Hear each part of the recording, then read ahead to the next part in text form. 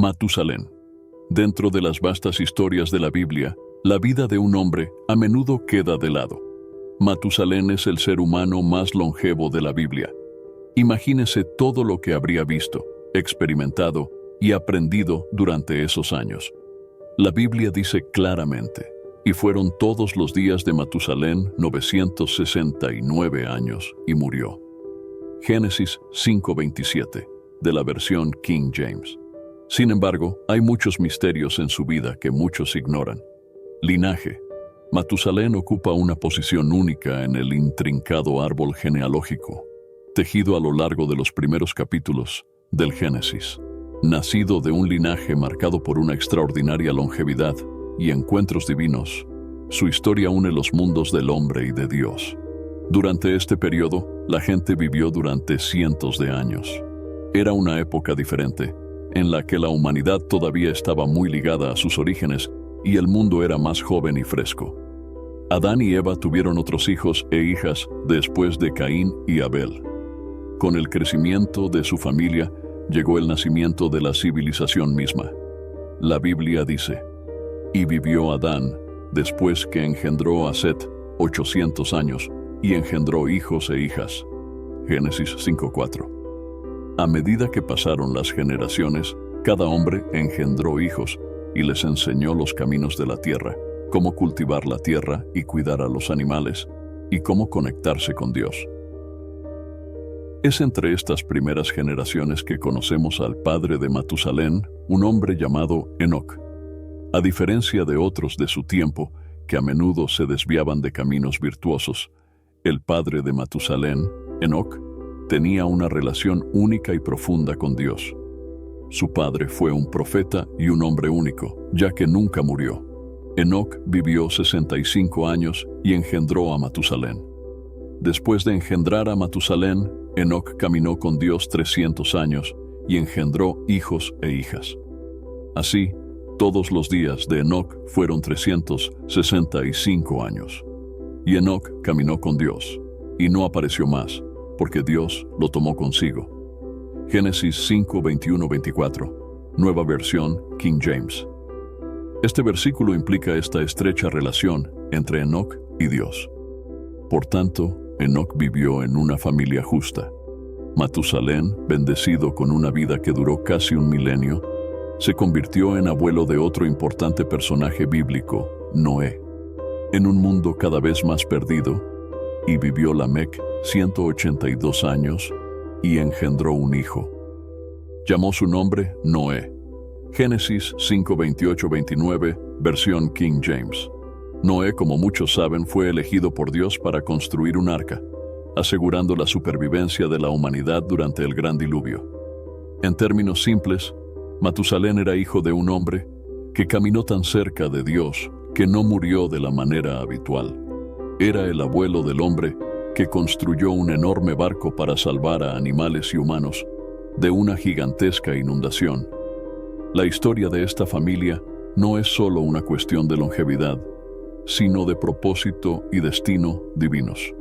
Matusalén vivió en una época de maldad. El padre de Matusalén, Enoc, advirtió al mundo sobre un acontecimiento catastrófico. Esto lo vemos en el Nuevo Testamento. Judas registró una declaración que había hecho Enoc, el padre de Matusalén. Judas 14:15. Enoc, el séptimo desde Adán, profetizó acerca de ellos. Mira, el Señor viene con miles de sus santos para ejecutar juicio sobre todos y convencer a todos los impíos de todas las obras de impiedad que han cometido y de todas las duras palabras que los pecadores impíos han hablado contra él. El mensaje era que Dios pronto vendría a juzgar y que tomaría medidas contra toda forma de maldad. Y Enoc, cuando tenía 65 años, tuvo un hijo, un niño, y Dios le dio un nombre para el niño, que se llamaría cuando él muera, sucederá. Muchos están familiarizados con cómo funcionan los nombres hebreos en la Biblia. Los nombres en la Biblia no son solo descriptivos, sino que también conllevan autoridad. Por ejemplo, el nombre que Dios le dio a Adán significaba de la tierra. Esto describe de qué fue producido Adán. En las narraciones bíblicas, El nombre de una persona a menudo puede reflejar su papel, como Nabal, cuyo nombre significa tonto y representa su necedad. Los nombres en la Biblia pueden significar aspiraciones humanas, revelaciones divinas o servir como símbolos para representar profecías. ¡Qué nombre tan único e impresionante para un joven! Es crucial recordar que su nombre, cuando muera, sucederá. No estaba en inglés, sino en una lengua semítica. ¿Está familiarizado con lo que esto significa en el idioma semítico? Es Matusalén. Y Enoc sabía que cuando su hijo muriera, Dios juzgaría al mundo. Debido a que Dios es tan paciente, Matusalén vivió más que cualquier otra persona registrada debido a este hecho. ¿No es increíble? Después de 969 años, Matusalén falleció y al día siguiente de su muerte comenzó a llover intensamente y comenzaron las inundaciones. Y el bisnieto de Enoc, nieto de Matusalén, se llamaba Noé. Matusalén no solo es conocido por su notable edad, sino también por el intrigante significado detrás de su nombre. La Biblia, rica en simbolismo y significado, ofrece pistas que apuntan a la profunda conexión entre la vida de Matusalén y un acontecimiento crucial en la historia de la humanidad. El momento de la muerte de Matusalén es de gran importancia. Este entrelazamiento de nombre, destino y profecía ofrece una mirada más profunda al intrincado diseño de las narrativas bíblicas, donde cada detalle, incluso el nombre, tiene un significado profundo. Cuando se comparan las edades de los patriarcas, el año del diluvio es el mismo año en que murió Matusalén. Es un error común creer que Matusalén murió en el diluvio. Sin embargo, esto es falso.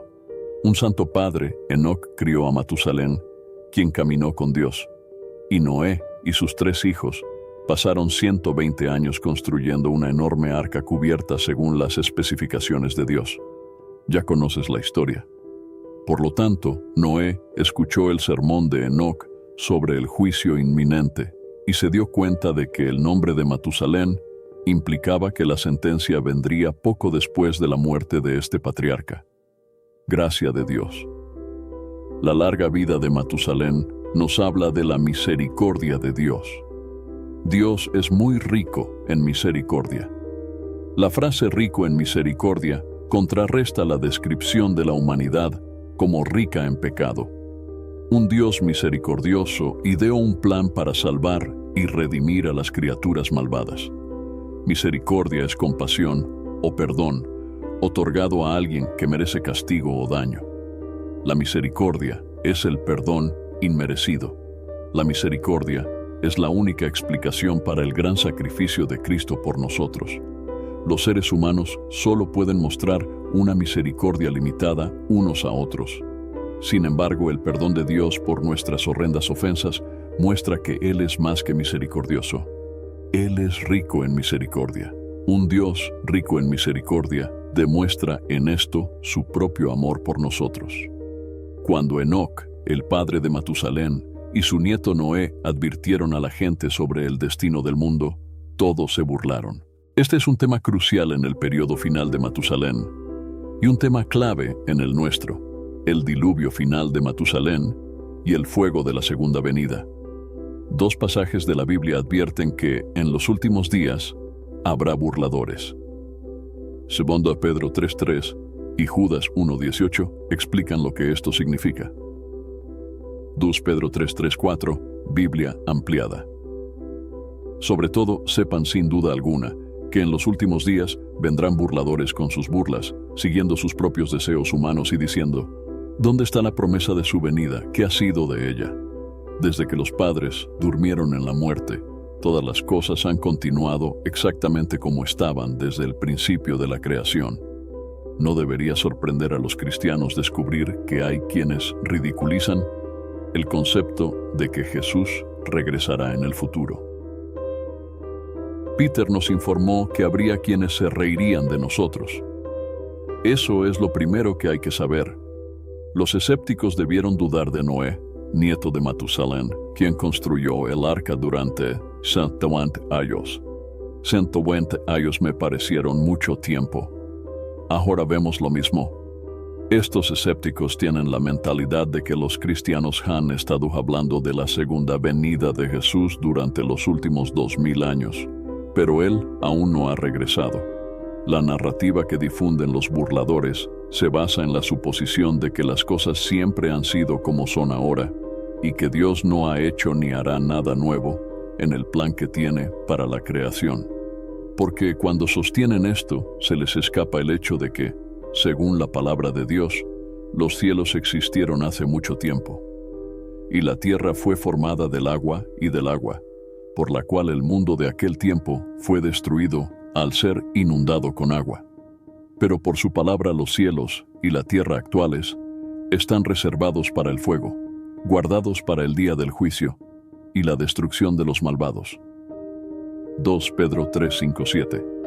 Cuando Dios formó inicialmente la tierra, tenía una apariencia diferente, y luego nuevamente después del diluvio, tuvo una apariencia diferente.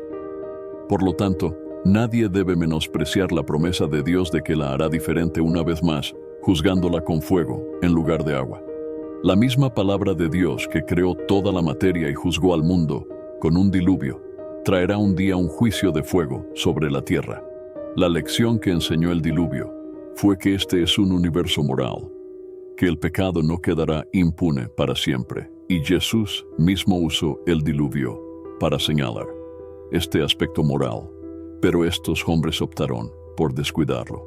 Lo que a nosotros nos parecía una eternidad, para Dios es solo un corto periodo de tiempo, así como una hora puede parecer una eternidad a un niño, pero un momento a un adulto. El Señor no tarda en cumplir su promesa. Dios es misericordioso.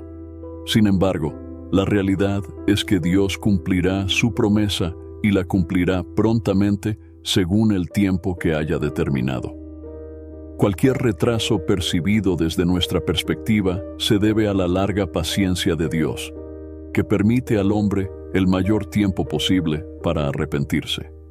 Ahora tenemos la misericordia de Matusalén, un número significativo de personas que se identifican como cristianas en la era moderna se sienten aliviadas de que Jesús no regresó hace 10 años, hace 5 años, hace 2 años, hace 1 año o incluso hace 2 meses. Hay una razón misericordiosa para el momento que Dios eligió. Pedro aquí parte velada del glorioso corazón de Dios. Es el mismo pensamiento expresado en Ezequiel 33:11. Vivo yo, dice el Señor Dios, no me complazco en la muerte del impío, sino en que el impío se aparte de su camino y viva. Al igual que la larga vida de Matusalén, el amor sufrido por el Señor, pues el perdido, puede dar la impresión de que está retrasando su llegada, pero la realidad es que llegará en algún momento del futuro. Cuando Jesús regrese, será en un momento inesperado, como un ladrón en la noche, tomando a mucha gente con la guardia baja. El resultado final de su venida será una transformación total de este mundo, donde los cielos pasarán con gran estrépito y los elementos se derretirán con intenso calor. Los burladores gobernaron los días de Noé y Matusalén, dejando a Dios sin otra opción que destruirlos a todos y comenzar de nuevo con Noé, el único hombre justo en la tierra. Génesis 6:5-8. Entonces vio el Señor que la maldad del hombre era grande en la tierra, y que toda intención de los pensamientos de sus corazones era continuamente solo el mal.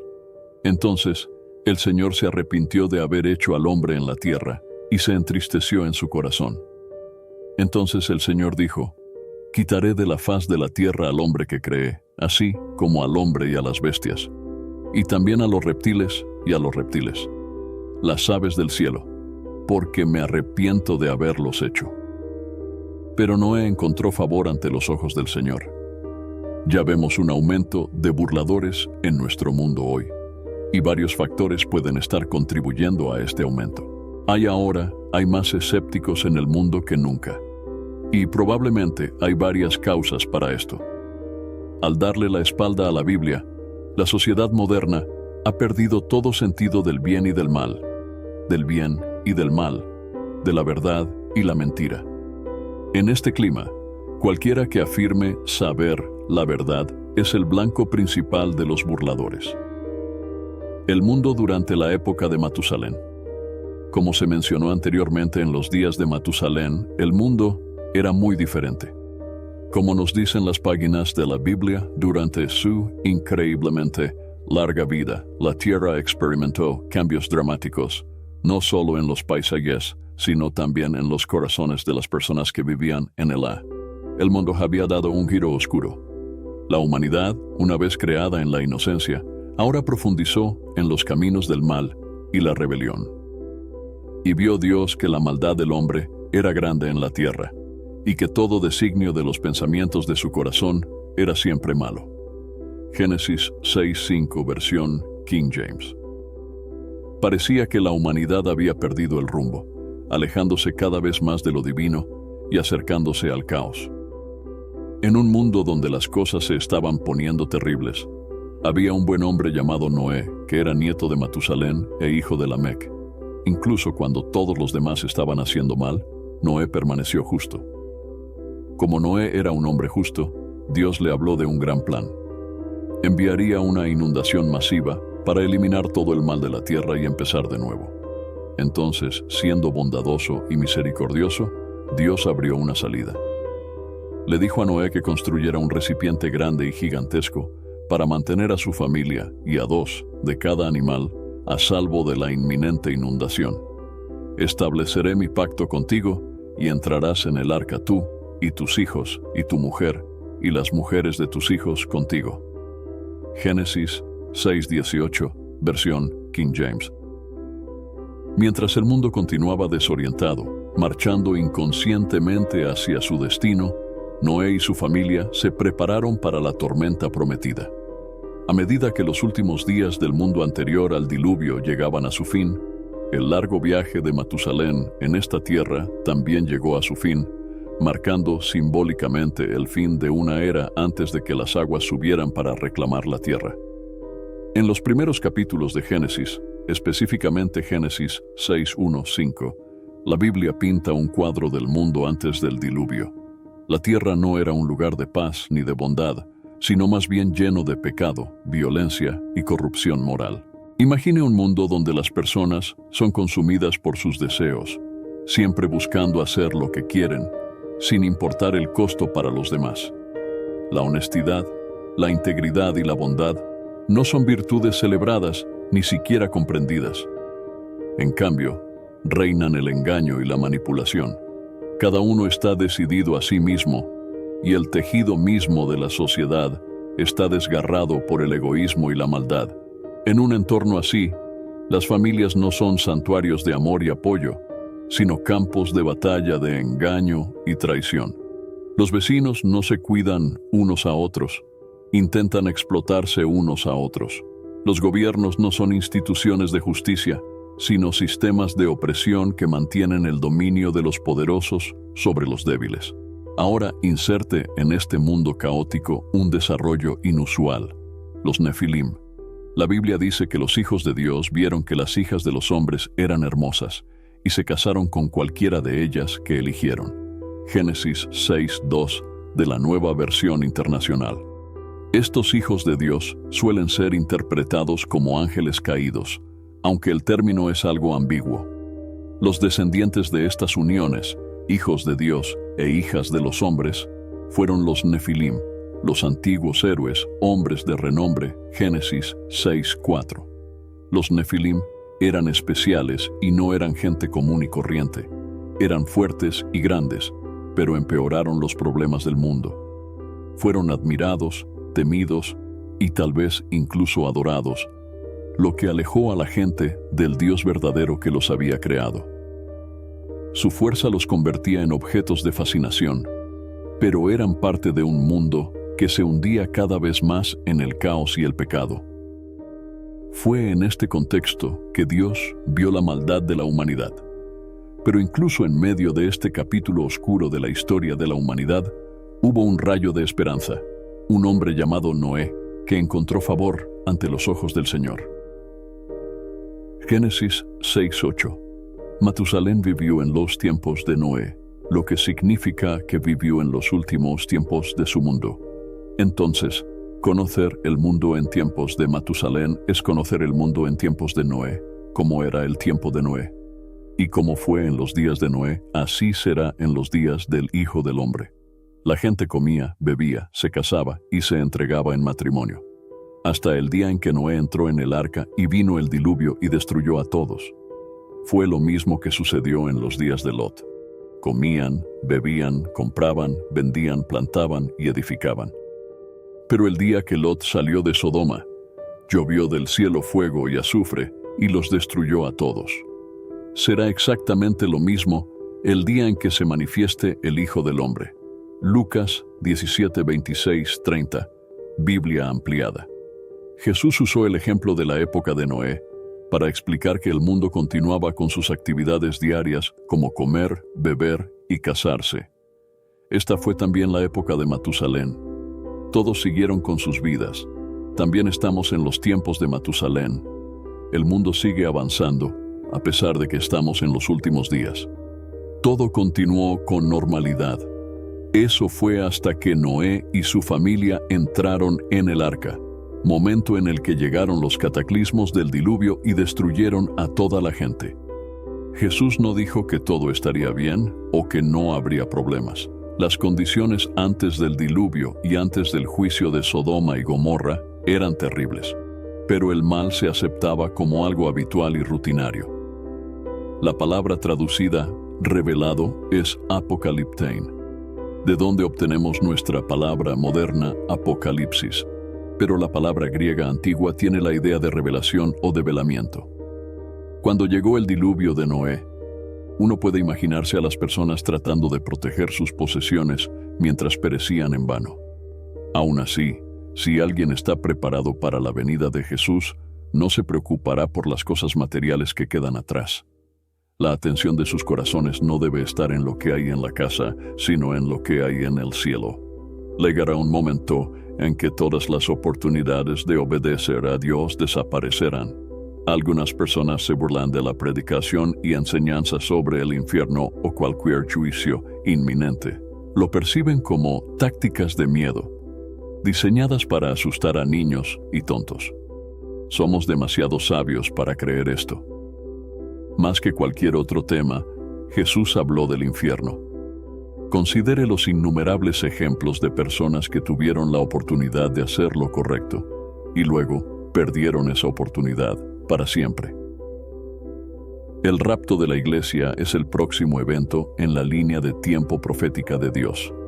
Es una de las grandes esperanzas de la fe cristiana envuelta en misterio. ¿Cuándo sucederá esto? ¿Cómo será la experiencia? ¿Qué enseña la Biblia sobre el rapto? Cuando el Señor regrese, descendiendo del cielo, su aparición y la ascensión de su pueblo para encontrarse con Él en el aire será visible para el mundo entero. Evento conocido como el rapto. Hay un aspecto final de los últimos días que Jesús señala y estuvo presente tanto en las sociedades de Noé como de Lot. Jesús menciona 8 actividades específicas: comer, beber, casarse, darse en matrimonio, comprar, vender, construir y plantación. No hay nada inherentemente pecaminoso en ninguna de estas actividades. Entonces, ¿cuál era el problema?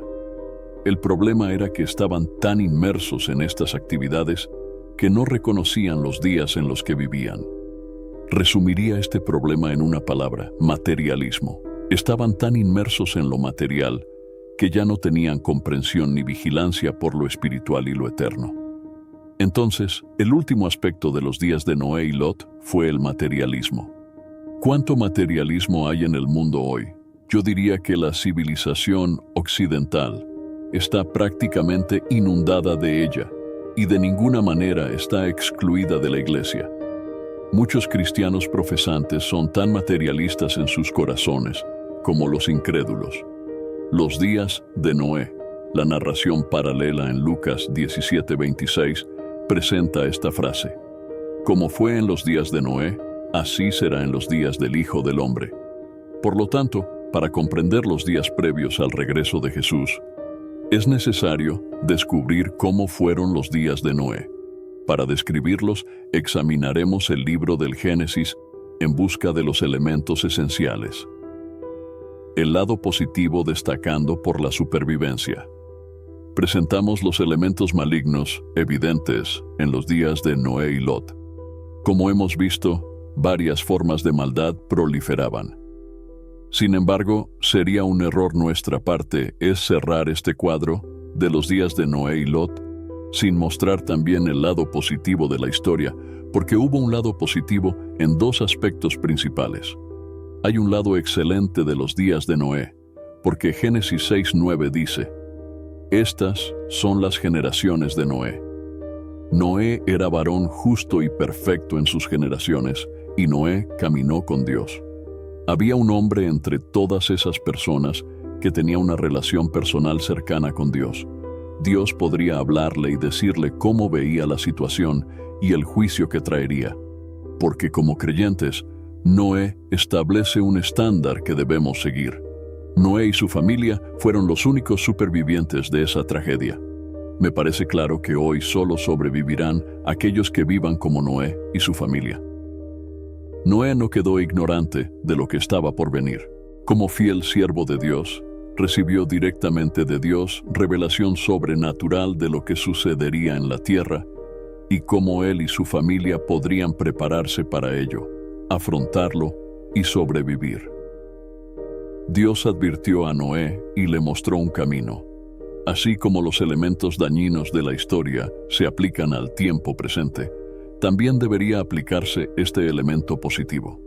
Nos enfrentamos a enormes peligros, catástrofes y juicios que no podemos medir o identificar completamente. Pero a pesar de todo, creo que Dios seguirá advirtiendo a sus fieles servidores y les mostrará una manera de sobrevivir. El legado de Matusalén. Los detalles específicos de la vida de Matusalén siguen siendo escasos en las Escrituras, pero una cosa es segura: vivió en una época como ninguna otra, siendo testigo de un mundo que solo podemos imaginar. El legado de Matusalén se extendió más allá de sus impresionantes años. Su linaje avanzó hasta Noé, su nieto. La historia de la humanidad cambiaría para siempre a través de Noé, ya que se convirtió en el faro de esperanza y supervivencia durante el gran diluvio. Y Noé tenía 500 años. Y Noé engendró a Sem, Cam y Jafet, Génesis 5:32 de la versión King James. Así, a través del linaje de Matusalén, la humanidad recibió una segunda oportunidad, preparando el escenario para un nuevo capítulo en la gran narrativa de la humanidad. Longevidad de Matusalén. En la Biblia, entre historias de grandes inundaciones, zarzas ardientes y gigantes enormes, está la historia de Matusalén. Durante generaciones, la era de Matusalén ha encendido la imaginación de eruditos, teólogos y laicos. Muchos han especulado sobre las razones de su longevidad. ¿Fue una época literal o simbólica? ¿Fue un testimonio de las condiciones de la tierra primitiva o quizás una bendición especial de Dios? Sin embargo, más allá de las cifras y las especulaciones, hay una lección espiritual más profunda. La larga vida de Matusalén es un faro de la paciencia y la misericordia de Dios. En una era en la que la humanidad estaba descendiendo hacia la maldad, la larga vida de Matusalén sirvió como recordatorio de que la gracia de Dios todavía estaba obrando, deteniendo las aguas del juicio por un tiempo. En este sentido, su vida simboliza que incluso en medio de la creciente maldad de la humanidad, la paciencia y la misericordia de Dios prevalecieron, ofreciendo esperanza y una oportunidad de redención. Aunque no sabemos mucho sobre lo que sucedió en la vida de Matusalén, su historia nos brinda muchas lecciones interesantes en las que la gente todavía piensa hoy. El valor del tiempo. La deslumbrante vida de Matusalén nos lleva a reflexionar sobre el valor del tiempo. Cómo utilizamos los días que nos dan. No se trata de cuánto tiempo vivimos, sino de cómo usamos nuestro tiempo. La brevedad de la vida. Incluso para Matusalén, la vida finalmente terminó. Su historia nos recuerda la brevedad de la existencia. Incluso para los más mayores entre nosotros, el Salmo 90:12 dice: Enséñanos a contar nuestros días, para que adquiramos un corazón de sabiduría, legado y linaje. Matusalén era el abuelo de Noé, el hombre elegido por Dios para construir el arca. A través del linaje de Matusalén, la humanidad fue salvada del gran diluvio. Esto nos enseña que nuestro legado no se trata solo de nuestros logros, sino también de cómo influimos y guiamos a las generaciones posteriores a nosotros. La fe y el plan de Dios. El nombre de Matusalén puede aludir al diluvio que vendría tras su paso. Esta interpretación contribuye a la idea del tiempo divino y la confianza en el plan mayor de Dios, tal como sugiere Proverbios 3:5-6. Confía en el Señor con todo tu corazón y no te apoyes en tu propia prudencia. Reconócelo en todos tus caminos y Él enderezará tus veredas. El misterio de la gracia de Dios. Como se mencionó anteriormente, Matusalén vivió en una época en la que la maldad del hombre era grande y, sin embargo, fue bendecido con longevidad. Su vida sirve como testimonio del misterio de la gracia y la misericordia de Dios, un tema del que se hace eco en Efesios 2:8-9. Porque por gracia sois salvos mediante la fe, y esto no de vosotros, es don de Dios, no por obras, para que nadie se gloríe. Déjanos rezar. Padre Celestial, hoy estamos asombrados por el panorama general de la vida, recordando el viaje de Matusalén que se extiende más allá de lo que la mayoría de nosotros podemos concebir. Sus 969 años son un testimonio de su gran diseño y los misterios de la vida.